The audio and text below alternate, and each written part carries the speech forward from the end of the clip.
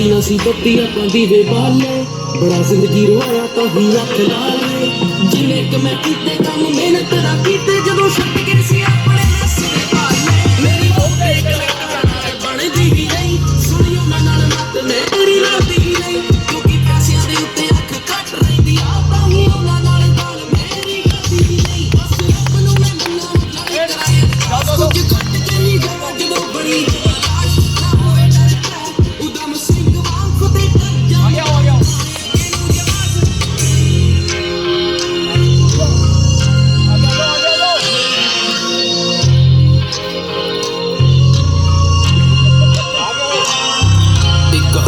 ਕਲਮ ਦੂਜੇ ਹੱਥ 'ਚ ਕਿਤਾਬ ਸ਼ੁਰੂ ਸਫਰ ਕਿਤੇ ਮਿਲੇ ਨਾ ਕਲਾਸ ਉਹ ਚੀਨੀ ਵੀ ਨਹੀਂ ਹੁੰਦੀ